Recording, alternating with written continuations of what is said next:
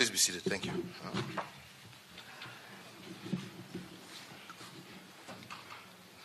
Ladies and gentlemen, indeed it's a great pleasure for me to welcome President Mohammed today on his first official visit to Kenya after his election as president. Indeed, let me begin by saying I was honored to represent Kenya at his inauguration. The event itself was a celebration of Somalia's democracy, which I was pleased to attend. It is also a pleasure to return the honor by hosting President Mohammed here in Nairobi, and we say, as we say in Swahili, karibu sana, Nairobi. President Mohammed is no stranger. He has previously served his country as a diplomat and also as Prime Minister. Kenya, like Somalia, is grateful for the diligence and skill with which he handled his heavy responsibilities as Prime Minister. And we welcome him to Kenya not only as a new president, but an old friend. And one proof of this is the celebration that broke out here in Kenya on the announcement of his election results. He visits here today to give our joint agenda a fresh start. That agenda is very clear. On a bilateral level, we have agreed to revitalize our engagement in all areas of mutual interest within the context of a reactivated Joint Commission of Cooperation. In particular, we agreed to take the following actions.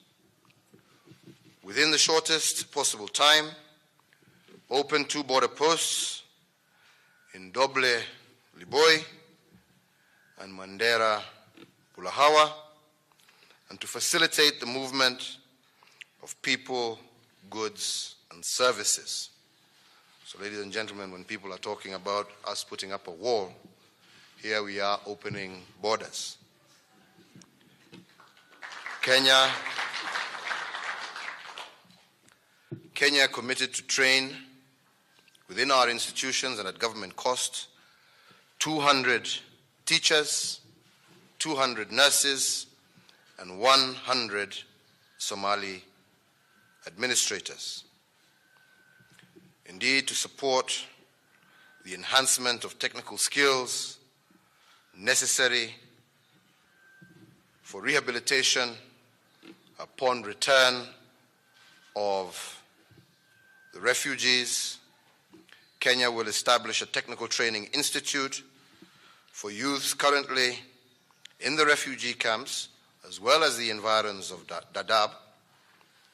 And this, I believe, will greatly help in providing these young men and women the necessary skills that they will require to develop and grow Somalia. We've also directed the security teams from both countries to meet immediately and agree on modalities of relaunching direct flights between Nairobi and Mogadishu, and this is to happen with the first flight being within 2 weeks. We agreed also that forthwith there will be no visa requirement for diplomatic and service passport holders from both countries. We also agreed to meet regularly to monitor the progress of our bilateral relations. This region and this continent are rising together, and we are coming closer and closer to the freedom, the security, and the prosperity that our people deserve. But we will achieve that freedom, that prosperity, and that security only if we lift each other up. None of us can do it on our own. We will either rise together or fall separately. If Somalia prospers, so too does Kenya. If Somalia is peaceful, so too is Kenya. It is therefore upon us to do all we can to help each other secure these goods for our people. That, ladies and gentlemen, is how we will lift each other, and that, ladies and gentlemen, has been the focus of our talks. I don't have to tell you that a country, many of whose people have been displaced, is a country still at risk of unrest or worse. Again, we all know the strength, the enterprise, and the optimism of Somalia's people. As neighbors, ours is to stand with them and with their country. And that is why we have discussed deeply with President Mohammed, convinced that we can work together to rebuild their nation and secure our joint prosperity. We will also, tomorrow, continue with our discussions as we continue with the IGAD Special Summit on durable solutions for Somalia refugees, which indeed it is our pleasure to host. With those few remarks, let me also add just a little point there,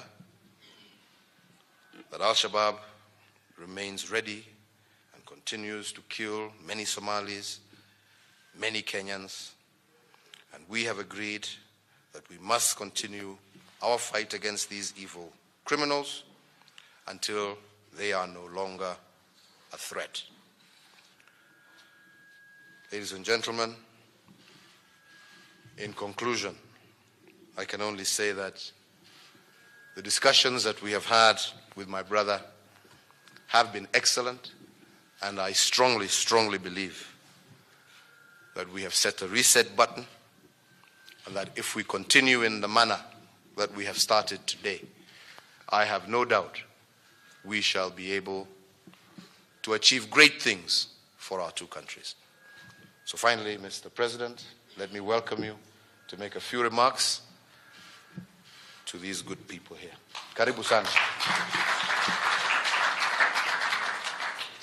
Thank you, Mr. President. Let me begin by thanking you and the great people of Kenya for hosting us and providing us with outstanding hospitality and reception. It's indeed a pleasure for me to be here today, Mr. President. Today is a new day.